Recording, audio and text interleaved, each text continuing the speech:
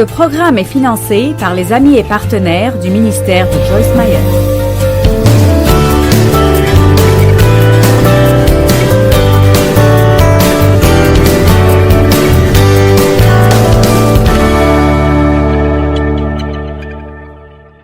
J'ai à peu près 10 différents noms de Dieu que je veux enseigner ce week-end. Mon but étant qu'un nom vous dit quelque chose à propos d'une personne. Alors nous trouvons littéralement des centaines de noms de Dieu qui sont des façons auxquelles il est adressé dans la Bible, mais plusieurs d'entre eux sont en majuscules, comme s'ils étaient un nom propre. L'un des noms dont nous allons parler est Jéhovah Elyon, le Seigneur Tout-Puissant. Et ce nom est tout en majuscule, si vous le voyez. Alors ce n'est pas juste une déclaration, mais cela veut dire que Dieu est au-dessus de toute autre chose. Et alors, quand nous étudions vraiment ces noms et nous les regardons, nous commençons à connaître Dieu plus profondément et plus intimement. Et ce que je veux vraiment marquer est que quiconque connaît vraiment Dieu ne peut absolument pas ne pas vouloir une relation avec lui. Et puis nous avons aussi une catégorie de personnes qui ont comme une sorte de demi-relation avec Dieu. Et ce que je veux dire par cela est qu'ils ont peut-être une relation religieuse avec Dieu, qui signifie qu'ils croient en Dieu. Ils ont même peut-être dit « Oui, je crois que Christ est mort pour moi ». Ça peut même être quelqu'un qui va aller au ciel parce qu'il croit en Christ, mais il ne connaît pas vraiment Dieu. Et alors, il préfère peut-être d'autres choses que de passer du temps avec Dieu parce qu'il ne sait vraiment pas combien il est incroyable et merveilleux. J'ai passé beaucoup d'années en tant que chrétienne, mais Dieu faisait juste partie du dimanche matin dans ma vie, pas dans le reste de ma vie. Et passer du temps avec Dieu est vraiment amusant quand vous commencez à comprendre vraiment comment vivre avec Dieu. Donc je ne veux pas que des personnes juste reçoivent Christ, mais je veux que celles qui le connaissent déjà le connaissent mieux, pour qu'elle puisse jouir d'une relation avec Dieu. Je veux que tout le monde soit confortable de passer du temps avec Dieu. Et alors, ces noms, vous commencez avec Yahweh qui est devenu Jéhovah. Et puis vous avez Jéhovah tiré et beaucoup d'autres noms de Dieu, et chacun d'entre eux parle d'une partie de son caractère où ils décrivent quelque chose que Dieu fait. Donc aujourd'hui, nous voulons parler de Jéhovah Elyon qui signifie le Dieu tout-puissant, le possesseur du ciel et de la terre, qui nous donne tous nos adversaires entre nos mains. Que quelqu'un dise Amen. Genèse 14, 14. Juste au commencement de la Bible, et en fait, c'est Abraham qui a donné ce nom à Dieu à un certain point dans sa vie, quand quelque chose de spécifique s'est passé avec lui. Verset 14, dès qu'Abraham eut appris que son neveu avait été fait prisonnier, il arma 318 de ses plus braves serviteurs nés dans sa maison, et il poursuivit les rois jusqu'à Dan, qui était un endroit. Maintenant, tout de suite, je pense que c'est intéressant de noter qu'Abraham a attaqué une armée avec 318 hommes. Je sais bien que l'ennemi qu'il poursuivait avait plus que 318 hommes. Ils étaient probablement bien armés et bien organisés. Et ce que j'ai découvert en réétudiant ces noms de Dieu est que les personnes qui connaissaient vraiment Dieu n'étaient pas des lâches. Quand nous savons vraiment qui Dieu est, la peur disparaît de nos vies et nous commençons à venir contre nos ennemis et prendre action, et nous ne plaisantons pas à ce sujet. Nous sommes agressifs, nous ne sommes pas passifs, et j'ai même réalisé ce matin, et je ne sais pas quel genre de problème vous avez ici, probablement quelque chose de similaire à ce que nous avons, mais l'Amérique était un pays fondé sur la parole de Dieu pour un but de liberté spirituelle. Et tant que Dieu était numéro 1, tout se passait merveilleusement et tout était superbe. Et une des choses que nous avions pour nous est que nous étions forts face à nos ennemis. Personne ne provoquait l'Amérique. Et tout cela a changé maintenant.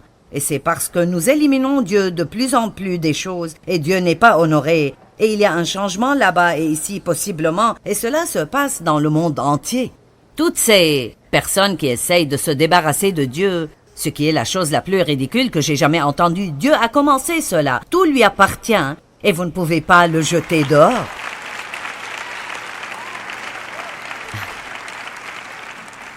Mais il semble que maintenant, plus Dieu est retiré des choses, moins nous sommes audacieux, moins nous sommes braves, plus nous compromettons des choses, moins nous permettons à nos armées d'être fortes. Alors je pense qu'il y a une vraie connexion, non seulement pour les nations, mais pour nous en tant qu'individus. Dieu ne vous a pas donné un esprit de peur et de timidité, mais de pouvoir, d'amour et de sagesse. Amen. Et nous ne sommes pas créés par Dieu pour être des lâches, et pour trembler surtout, même en allant plus profondément sur combien d'entre vous avaient vraiment un problème de vouloir plaire aux gens, ceci même est fondé sur la peur. Nous ne voulons pas que les gens soient énervés contre nous, ni mécontents. Nous voulons que tout le monde nous aime. Et parfois, nous devons être plus audacieux et dire « Je préférerais avoir la faveur de Dieu à la tienne, et je vais faire ce que Dieu veut que je fasse, parce que je préférerais avoir une bonne réputation au ciel et une mauvaise réputation ici, si c'est ce que je dois avoir. »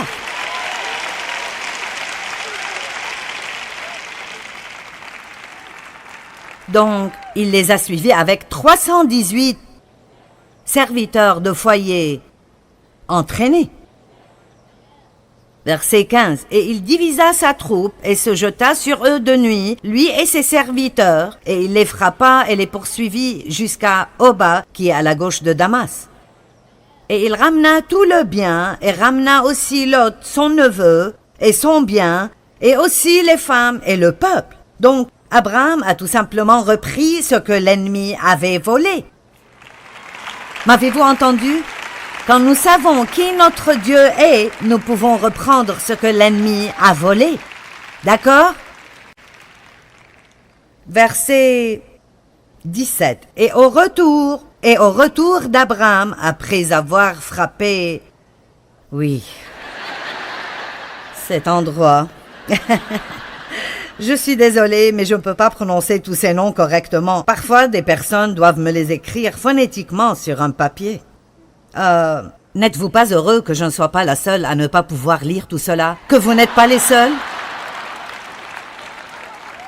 Et les rois qui étaient avec lui, le roi de Sodome sortit à sa rencontre dans la vallée de Chav, qui est la vallée du roi. Et Melchisédek, roi de Salem, appelé plus tard Jérusalem, fit apporter du pain et du vin.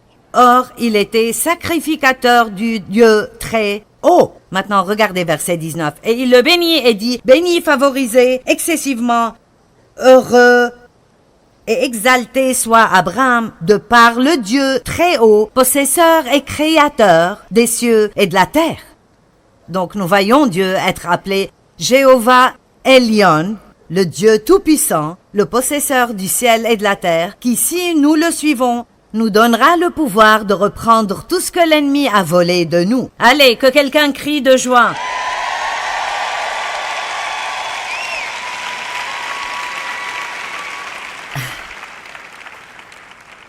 Est-ce que vous sentez parfois que vous êtes en minorité dans la vie?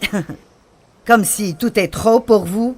Pensez à suivre une armée avec 318 hommes. Et vous allez voir quelque chose dans Juge avec Gédéon qui est tout aussi incroyable. Juge, chapitre 6, verset 1. Et les fils d'Israël firent ce qui est mauvais aux yeux de l'Éternel. Et l'Éternel les livra en la main de Madian pendant 7 ans. Donc, Israël ne faisait pas ce que Dieu lui avait demandé de faire, et honnêtement, à chaque fois que nous ne faisons pas ce que Dieu nous demande de faire, nous nous blessons nous-mêmes. Nous ouvrons effectivement une porte pour l'ennemi dans nos vies. Soumettez-vous à Dieu, résistez le diable et il fuira. Vous ne pouvez pas juste résister au diable. Vous devez vous soumettre à Dieu et en faisant cela, nous résistons automatiquement à l'ennemi. Maintenant, aucun de nous n'est parfait et Dieu merci pour Jésus Mais il y a une différence entre faire des erreurs et faire des choses mauvaises quand vous n'avez pas la connaissance. C'est tout un autre niveau quand vous avez la connaissance et vous savez ce que vous faites et vous savez ce qui est mauvais et vous continuez à le faire, pensant que vous vous en tirerez. Puis en conséquence de son grand amour et sa miséricorde, Dieu doit traiter avec nous, parce que s'il ne le faisait pas, il ne nous aimerait pas vraiment. N'importe quel parent qui laisserait leur enfant courir dans la rue et se tuer sans les corriger ne les aimerait certainement pas. Alors Dieu corrige et discipline ceux qu'il aime, ceux qui lui plaisent, il corrige. Et l'Apocalypse dit que ceux qu'il aime vraiment beaucoup, il leur dit leur faute. Je me rappelle penser, Dieu, peut-être que tu m'aimes un peu trop, parce que je sens qu'à peu près 20 fois par jour, je découvre quelque chose de mauvais en moi. Ils ont donc eu des ennuis. Ils ont vécu en esclavage pour un bon nombre d'années.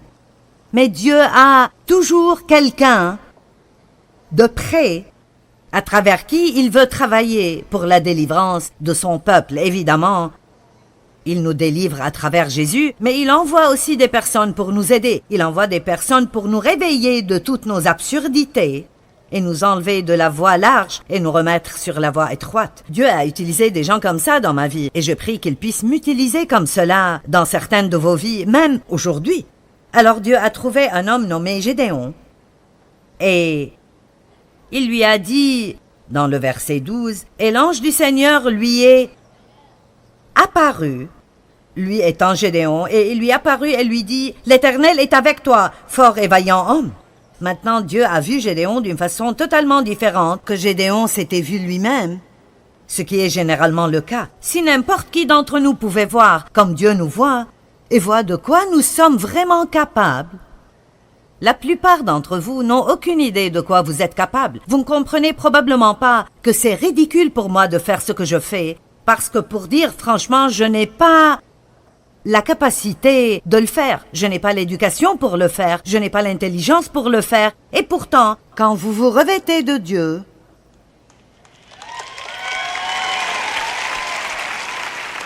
ou dois-je dire, quand Dieu vous revêtit de lui-même, ce n'est pas quelque chose que nous faisons. Donc Dieu voit beaucoup plus de potentiel en vous que vous voyez. Vous êtes beaucoup plus incroyable que vous le pensez. Et Satan aimerait vous voir penser à ce que vous n'êtes pas, et ce que vous ne faites pas, et ce que vous ne pouvez pas, et ce que vous n'avez pas, et vous voir vous comparer à tout le monde. Mais Dieu veut que vous vous voyez de la façon dont il vous voit, et croire ce que sa parole dit sur vous. L'Éternel est avec toi, fort et vaillant homme. Et Gédéon lui dit, « Ah, mon Seigneur, si l'Éternel est avec nous, pourquoi donc toutes ces choses nous sont-elles arrivées? Et où sont toutes ces merveilles que nos pères nous ont racontées? » En disant, « L'Éternel ne nous a-t-il pas fait monter hors d'Égypte? Et maintenant l'Éternel nous a abandonnés et nous a livrés en la main de Madian. » Maintenant, quelle réponse pathétique! Et j'aime le faire comme cela parce que je pense qu'à ce point, il était juste un peu peureux. Je pense que ça ressemblait à « Oh Seigneur ». Je ne suis pas un homme puissant, courageux. Tu as choisi le mauvais homme. Qui, moi? Tu veux que je fasse quoi? Oh non, Seigneur, cela est trop pour moi. Tu as la mauvaise personne. Allons. Allons. Bon, alors, Dieu, si tu es vraiment avec nous, alors pourquoi avons-nous tous ces problèmes? Et pourquoi ne fais-tu pas des miracles? Allons.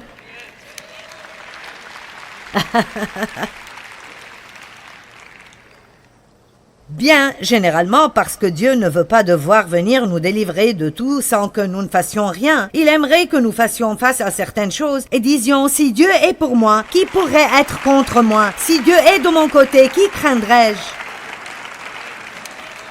Nous ne pouvons pas rester assis quelque part et dire, Dieu, nous avons besoin d'un miracle, donne-nous un miracle. J'ai un message que j'enseigne intitulé « Faites rouler la pierre ». Et j'aime ce message parce que j'ai remarqué il y a 4 ou 5 ans que quand Jésus est parti à la tombe de Lazare, qui était déjà mort pour un temps, il puait, sachant déjà qu'il allait le ressusciter de la mort. Il s'approcha de la tombe et dit aux gens, faites rouler la pierre. Maintenant, s'il se préparait à ressusciter un homme mort, pourquoi avait-il besoin que les gens roulent la pierre? Parce que Dieu veut que nous fassions ce que nous pouvons faire, et puis il fera ce que nous ne pouvons pas faire.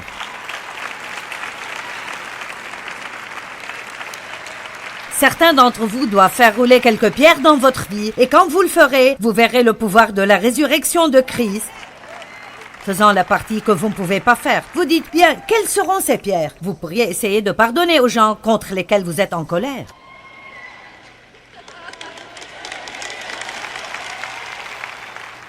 Bon, cela est trop dur. J'ai juste besoin que Dieu me débarrasse de mes ennemis. Non, nous sommes des soldats dans l'armée de Dieu, oints par le Saint-Esprit, pleins de son pouvoir.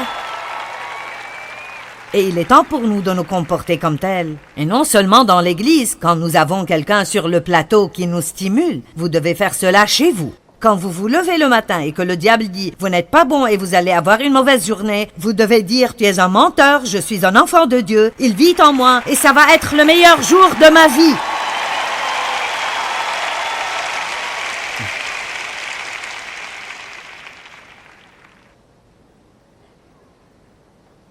Après ce discours de Gédéon, Dieu n'a pas abandonné. Et l'Éternel le regarda au verset 14 et lui dit « Va avec cette force que tu as, et tu sauveras Israël de la main de Madian. Ne t'ai-je pas envoyé ?» Et Gédéon lui dit « Oh Seigneur, avec quoi sauverai-je Israël? Voici, mon millier est le plus pauvre en Manasse, et je suis le plus petit dans la maison de mon père. N'est-ce pas triste? » Il n'abandonne pas. Et l'Éternel lui dit, « Moi je serai avec toi, et tu battras Madian comme un seul homme. » Et Gédéon dit, « Si j'ai trouvé grâce à tes yeux, donne-moi un signe que c'est toi. » Et alors Dieu l'a fait, il lui a donné un signe. Et ainsi nous parlons des toisons de Gédéon. Et oui, parfois Dieu nous donnera une confirmation, mais j'aime le passage qui dit, « Bénis sont ceux qui croient et n'ont pas vu. » Dieu veut qu'on le connaisse suffisamment pour ne pas avoir besoin de preuves qu'il est là. M'avez-vous entendu? Dieu veut qu'on le connaisse suffisamment pour ne pas demander qu'un tas de signes et de choses étranges se produisent. Si vous n'avez rien entendu de Dieu depuis 5 ans, continuez de faire la dernière chose qu'il a dite. Et quand Dieu veut dire quelque chose, ne vous inquiétez pas, il sait comment se faire connaître. Amen. Et je sais que c'est dur, parce que Dieu est invisible et ne peut être vu. Nous avons besoin qu'il fasse des choses. Nous voulons qu'il fasse des choses, mais c'est comme j'ai dit hier soir, je pense que nous recherchons parfois ces grandes choses et nous ne les voyons pas se produire, et nous devons vraiment rechercher les petites choses dans notre vie qui bâtissent vraiment notre foi à un tel niveau que personne ne serait jamais capable de nous convaincre que Dieu ne va pas faire les grandes choses au bon moment. Laissez-moi dire quelque chose. Je crois que Dieu se révèle dans notre vie tous les jours si nous apprenons juste à le reconnaître et à le voir. Amen. Et alors, nous devons arrêter de regarder à ce que nous n'avons pas et regarder à qui nous avons. Je veux redire cela. Arrêtez de regarder à ce que vous n'avez pas et regardez à qui vous avez. Juge 6, 34. Et l'Esprit de l'Éternel revêtit Gédéon de lui-même et s'empara de lui, et il sonna de la trompette, et les Abiézérites furent assemblés à sa suite. Alors Dieu a envoyé Gédéon pour faire quelque chose qui était impossible, mais qui est devenu possible quand le Dieu Tout-Puissant, le possesseur du ciel et de la terre, a revêtu Gédéon de lui-même. Laissez-moi vous dire, plusieurs fois avant de venir ici, je demande à Dieu de jeter son manteau autour de moi et me permettre de venir et faire ce qu'il veut que je fasse. Et si nous faisions plus confiance à Dieu, c'est incroyable ce que vous pouvez faire, que vous ne saviez pas que vous pouviez faire parce que Dieu est avec vous. Et j'ai pensé à Gédéon, ceci était excitant. Oh, Dieu a revêtu Gédéon de lui-même. Et je pense, waouh! Puis j'ai eu une autre pensée, mais il vit en nous. C'est mieux de l'avoir dedans que dessus. Allez! J'ai dit c'est mieux de l'avoir dedans que dessus. Il est venu sur les prophètes de l'Ancien Testament, mais nous l'avons à l'intérieur. Il ne fait pas le va-et-vient, il est là pour rester.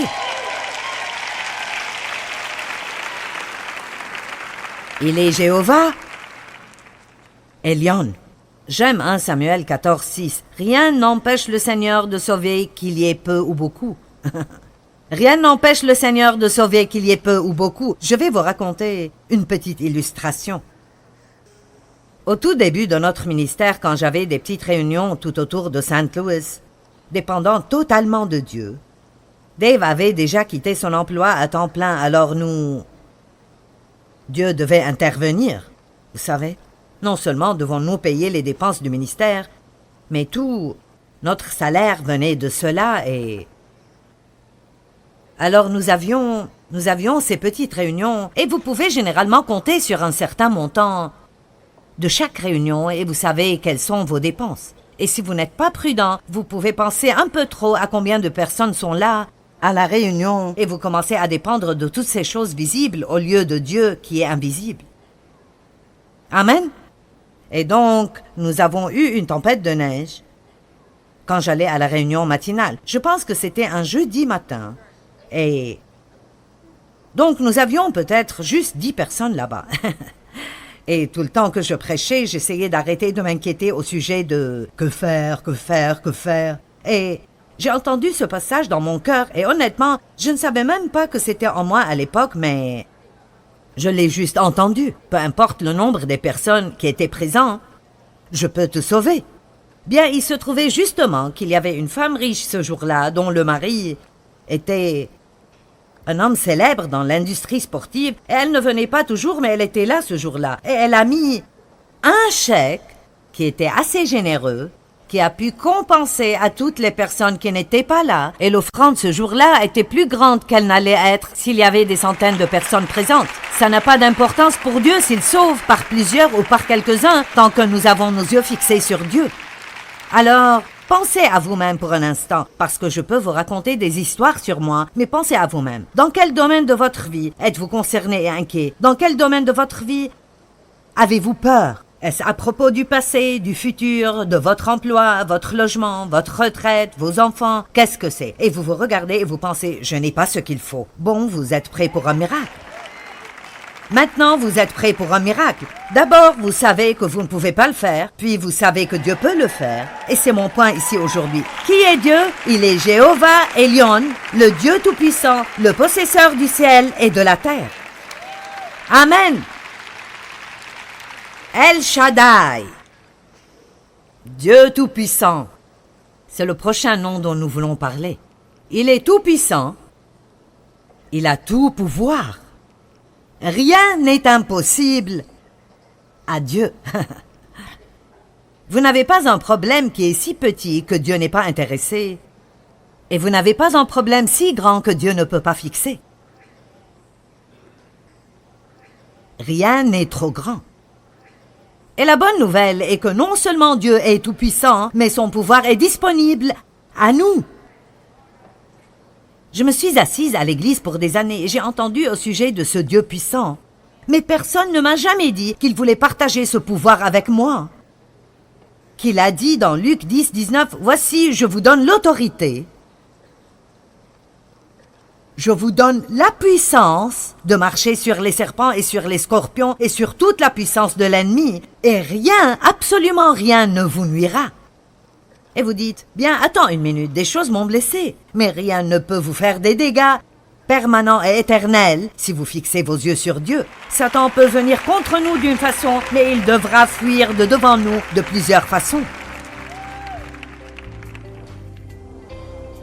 Si nous voulons avoir une chrétienté que nous pouvons jouir, qui fonctionne vraiment pour nous, nous devons savoir qui Dieu est. Souvent, nous n'étudions pas le caractère de Dieu suffisamment, et cela est vraiment important dans nos vies. Qui est Dieu? À quoi nous pouvons nous attendre de lui? C'est la seule façon d'expérimenter la victoire dans nos vies.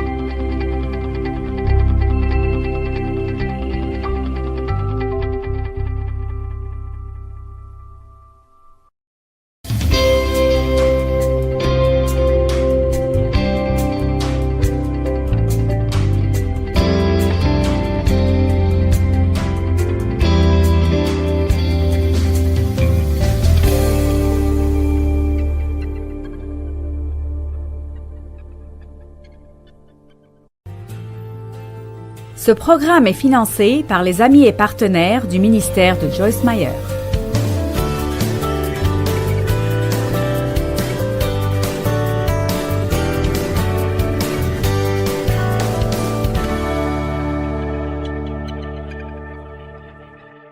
El Shaddai, Dieu Tout-Puissant.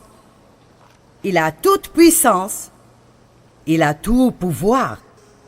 Rien n'est impossible à Dieu. Nul problème n'est si petit que Dieu n'est pas intéressé, et nul problème n'est si grand que Dieu ne peut pas arranger. Rien n'est trop grand. Et la bonne nouvelle est que non seulement Dieu est tout-puissant, mais son pouvoir nous est disponible. Pour des années à l'Église, j'ai entendu que Dieu est puissant, mais personne ne m'a jamais dit qu'il voulait partager ce pouvoir avec moi. Qu'il a dit dans Luc 10, 19, « Voici, je vous donne l'autorité. Je vous donne l'autorité de marcher sur les serpents et sur les scorpions et sur toute la puissance de l'ennemi, et rien ne pourra vous nuire. » Et vous dites, « Attends une minute, des choses m'ont blessé. » Mais rien ne peut vous faire des dégâts permanents et éternels si vous fixez vos yeux sur Dieu. Satan peut venir contre nous d'une façon, mais il devra fuir de devant nous de plusieurs façons. Et je vais venir ici et juste prendre ceci à l'extrême pour un instant. Je pensais pendant le week-end et j'ai pensé...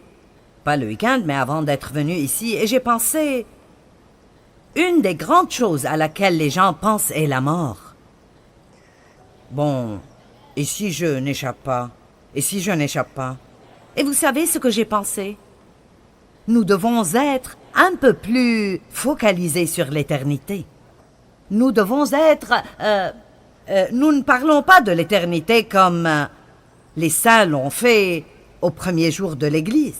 Je veux dire, ils sont allés dans la fosse aux lions parce qu'ils croyaient tellement que quand ils quittent cette vie, ils allaient être dans la présence de Dieu.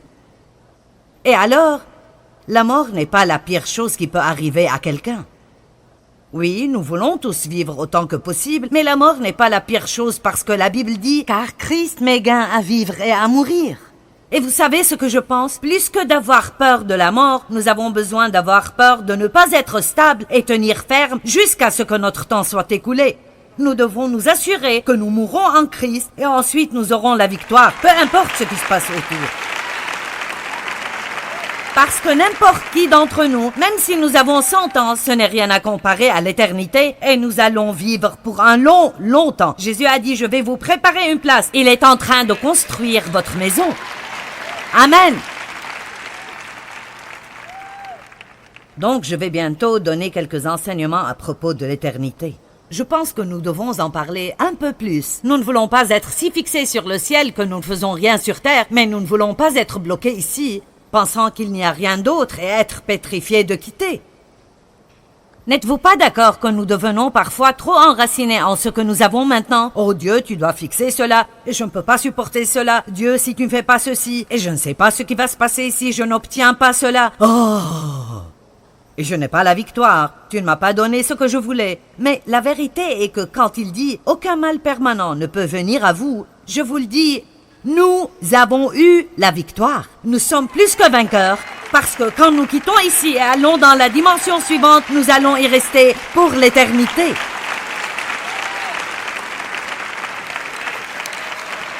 Donc mon but n'est pas d'obtenir tout ce que je veux tant que je suis là, bien que je veuille avoir une bonne vie ici. Mon but est de quitter cet endroit en étant toujours en Christ, en n'ayant pas laissé quoi que ce soit me voler ma foi et en aimant Dieu de tout mon cœur. Et puis laissez-moi vous dire, le diable va être très en colère parce que quand vous passez de l'autre côté, il ne peut plus vous aggraver.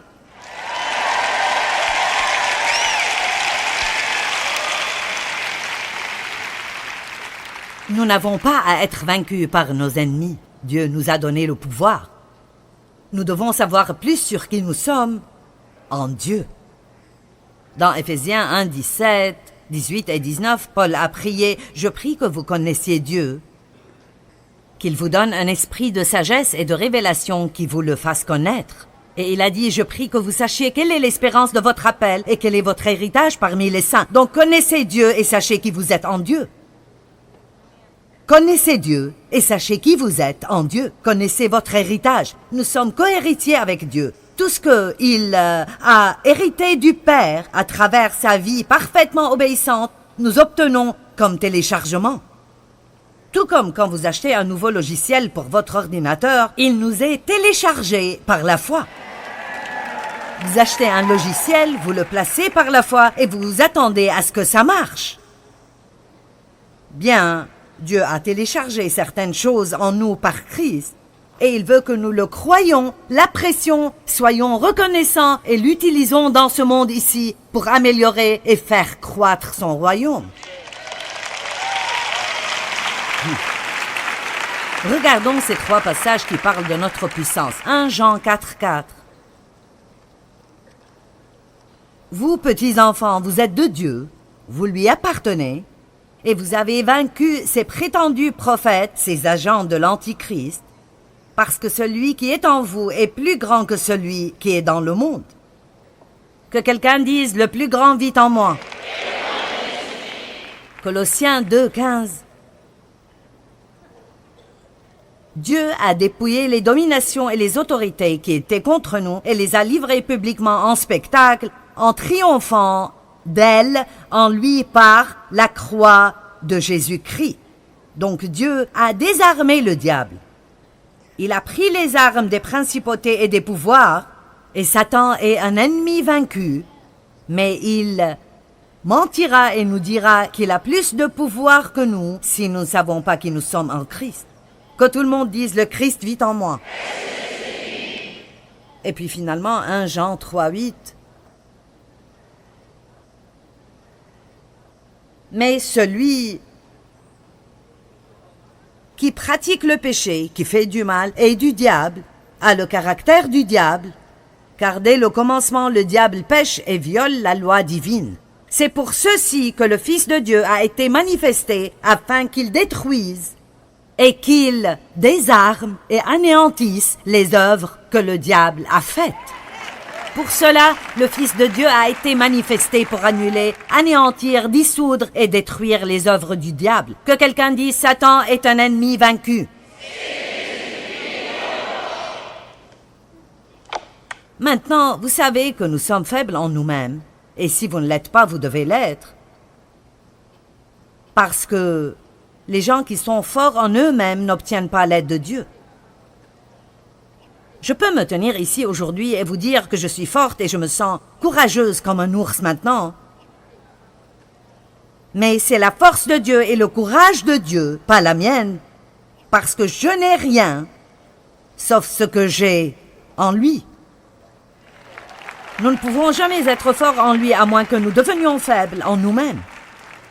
2 Corinthiens 3:5, l'apôtre Paul savait bien que ce que je dis est vrai.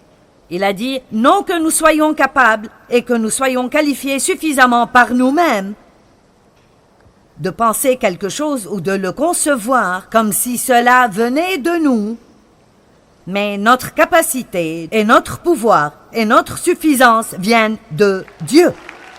Alors Paul disait, la seule façon que je puisse faire ceci, la seule façon que vous puissiez rester dans un mariage difficile est parce que vous croyez que Dieu vous a dit que si vous tenez ferme, vous pouvez être un témoin et une force pour changer la vie de quelqu'un. La seule façon que Dave ait possiblement pu me supporter les quelques premières années de notre mariage et continuer à m'aimer inconditionnellement n'est pas sa grande capacité, c'était le pouvoir de Dieu en lui. La seule façon de pouvoir gérer des petits-enfants et vivre dans la société dans laquelle nous vivons aujourd'hui et peut-être même être un parent célibataire et essayer de faire tout seul, vous n'avez pas la capacité. Et vous avez raison quand vous dites « je ne peux pas faire ceci ». Vous avez tout à fait raison quand vous dites « je ne peux pas faire ça, c'est trop pour moi ». Vous devez dire « mais Dieu est avec moi et il peut le faire à travers moi ».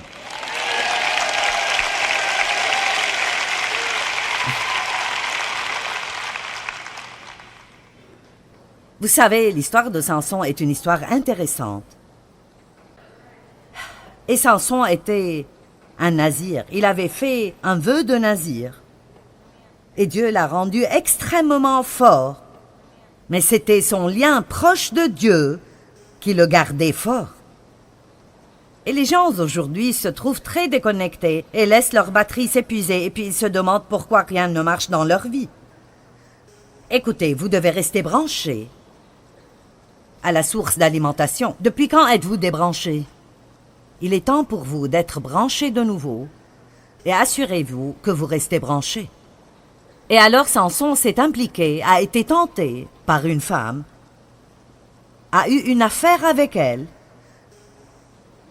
et son objectif était juste de le décevoir. Elle n'était pas bien dès le début. Son but était de découvrir quel était le secret de sa force. Vous savez, le secret de notre force est Dieu. Et le secret de la force de Samson était Dieu. Mais Dieu lui avait dit que tant qu'il laisserait ses cheveux pousser sans les couper, il restera fort, et c'était juste quelque chose entre lui et Dieu. Et vous savez, il y a peut-être certaines choses que vous sentez que Dieu vous a dit de faire, et si vous faites ces choses, alors des choses vont aller bien pour vous. Vous savez, toute bénédiction dans notre vie vient par la grâce, mais cela ne veut pas dire que Dieu ne nous demande jamais de faire quelque chose. Une des choses que je prends pour acquis, Dieu a travaillé en moi à ce sujet dès le début de mon ministère. Je ne peux pas me disputer avec mon mari à la maison et puis venir ici et m'attendre à avoir sa puissance. Je ne peux pas le faire. Donc, si parce que j'ai réussi pour un certain temps, je commence à penser que cela n'a pas d'importance, et je peux peut-être me réveiller de mauvaise humeur et être impoli, ou peut-être Dave. Je ne peux pas imaginer Dave se réveiller de mauvaise humeur, mais essayons de prétendre qu'il le fait. Disons que Dave et moi avons eu un argument exubérant ce matin, et ce n'est pas important, c'est la faute de qui? Peu importe, c'est la faute de qui. Ce qui compte vraiment est qui va être le premier à faire la paix. Ceci ne vous plaît pas tellement? Wow! J'ai plus de travail à faire que je ne le pensais. Bien, prétendons que c'était la faute de Dave, sa faute. Prétendons juste qu'il s'est levé de mauvaise humeur et c'est sa faute. Il n'y avait pas... Oh, quelle belle matinée! Et... alors, il a beaucoup blessé mes sentiments et maintenant je suis en colère, je suis vraiment fâchée et je m'emporte au maximum. Je dois faire tout ce travail tout le temps, gna, gna, gna, gna, gna. Et donc, j'ai tout cela en moi, mais je mets ma face de l'église et je viens ici et je suis comme bien. Louons le Seigneur, tout le monde, quel jour merveilleux! Merci Jésus! Alléluia! Bien, vous savez, je peux enseigner le même message, mais je peux vous dire qu'il n'aura pas une forte onction et il ne pénétrera pas vos cœurs et il ne fera pas en vous ce qui doit être fait. Je savais depuis le début que j'ai une chose, et c'est Dieu. Et s'il ne se manifeste pas, je suis dans le pétrin, parce que je ne joue pas l'instrument, je ne chante pas. Vous savez, c'est ça. Vraiment, tout ce que je fais, c'est parler.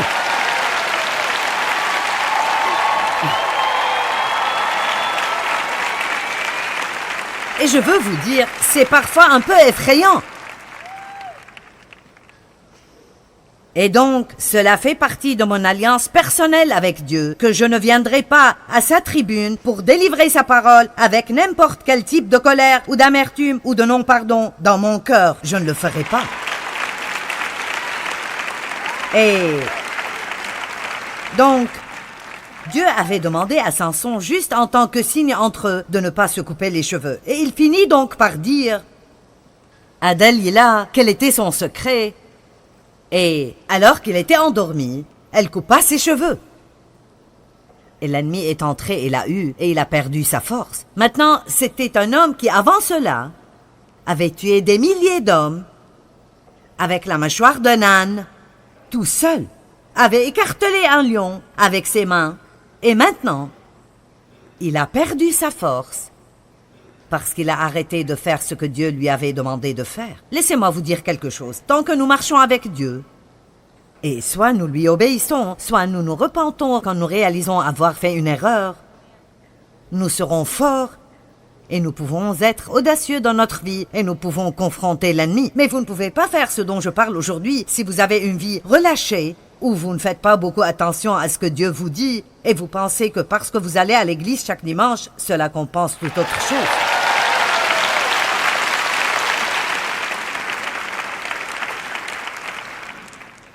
Nous devons croire en la puissance de Dieu. La puissance de Dieu vous est disponible, mais vous devez croire qu'elle vous est disponible. 1 Chroniques 29, 12 dit « C'est de Dieu que viennent la richesse et la gloire, et il a le pouvoir de la donner à quiconque. » La puissance de Dieu est votre si vous la demandez. Est-ce que vous pouvez dire aujourd'hui « Dieu, je veux plus de ton pouvoir »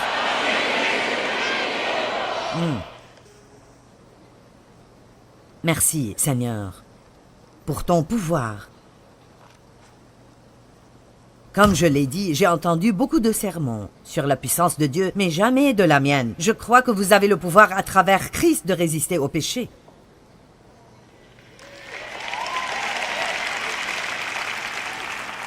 Ne pensez jamais « Oh, cela est trop pour moi ». Je crois que nous avons le pouvoir de résister à la tentation, de résister au diable. Je crois que nous avons, par Christ, le pouvoir sur le passé.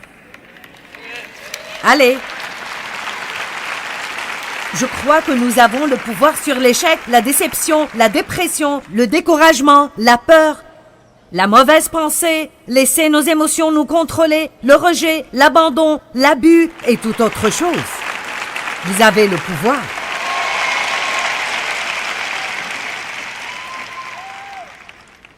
Et maintenant, nous venons à un nom merveilleux. Jéhovah Elohim. Qu'est-ce que ça veut dire? Le Seigneur est Dieu. Le seul Dieu. Le Seigneur est Dieu. Le seul Dieu.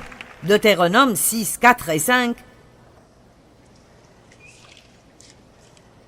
Et vous allez comprendre pourquoi cela était très important.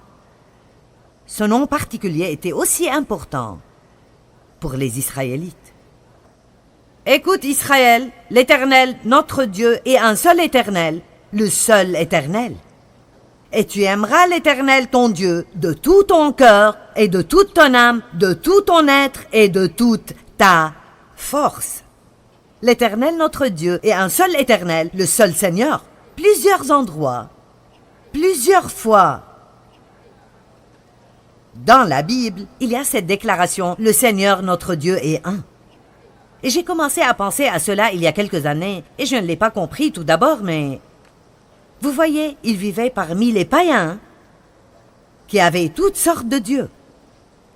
Et j'avais juste commencé à faire une petite recherche en ligne, et en effet, il y a beaucoup de différentes choses que les gens appellent des dieux devant qui ils se prosternent même, et c'était vraiment trop accablant pour que je puisse même faire une liste. J'ai commencé... Mais je ne suis pas arrivé loin. Vous pouvez retourner à la mythologie grecque et ensuite toutes les différentes religions. Il y a une religion aujourd'hui qui a 330 millions de dieux. Et ce qui est intéressant est que j'étais dans ce pays et j'ai vu la carrière de pierre où ils arrachent effectivement la pierre et font les dieux. Maintenant, comment est-ce que quelqu'un peut être un dieu si je peux le créer? Je veux dire aller. Donc, je vais aller quelque part et sculpter une pierre. Et puis, je vais prendre ce petit bidule et le mettre quelque part. Et je vais me prosterner devant lui et penser que cela va m'aider. Je vais vous le dire, je suis vraiment désolée pour les gens qui croient en ces choses. Et j'espère et prie que beaucoup d'entre vous regardent ce programme aujourd'hui. Je veux vous dire quelque chose. Vous n'avez pas besoin d'adorer une statue de pierre froide, morte, sans vie, immobilière. Il y a un Dieu qui est vivant, qui vous aime, et il veut venir et vivre à l'intérieur de vous et vous donner le pouvoir de vivre une vie merveilleuse. Le Seigneur, notre Dieu, est Dieu seul, le seul Dieu, le seul vrai Dieu. Et nous devrions l'aimer de tout notre cœur, de tout notre être, toute notre âme, de toute notre force, parce qu'il mérite notre louange. Les gens adorent toutes ces choses que Dieu a faites. Ils adorent le soleil, la lune, ils adorent la nature. Pourquoi ne voudrez-vous pas tout simplement adorer Dieu? Une des choses est que les gens veulent voir quelque chose. Ils veulent toucher quelque chose. Il est difficile de croire en ce que vous ne voyez pas, mais écoutez-moi, nous avons des yeux spirituels. Et je pense que je peux être ici aujourd'hui et dire, nous voyons Dieu. Je crois que je vois Dieu. Je ne l'ai pas vu face à face, mais je le vois à chaque fois qu'un de mes petits-enfants est né. Oh mon Dieu, ces petits doigts minuscules, et mains, et orteils, et petits, gros ventre, oh mon Dieu! Je veux dire, notre dernier petit enfant a maintenant 2 mois, et je veux dire, il est juste aussi gros qu'un petit chou. Aussi mignon que possible. Et il y a des millions d'autres choses que nous pouvons regarder dans le monde. Nous sommes tellement habitués à ne pas regarder et à ne pas faire attention ou faire attention aux mauvaises choses. Et je vous mets au défi de prendre de cette conférence un désir de ralentir assez dans votre vie pour faire attention afin de voir le Dieu qui est là pour vous. Et le remercier pour chaque toute petite chose qu'il fait pour vous. Si nous voulons avoir une chrétienté dont nous pouvons vraiment jouir, qui fonctionne vraiment pour nous, nous devons savoir qui Dieu est. Je pense que plusieurs fois, nous n'étudions pas le caractère de Dieu suffisamment et cela est très important dans nos vies. Qui est Dieu? À quoi puis-je m'attendre de lui? C'est la seule vraie façon d'expérimenter la victoire dans nos vies.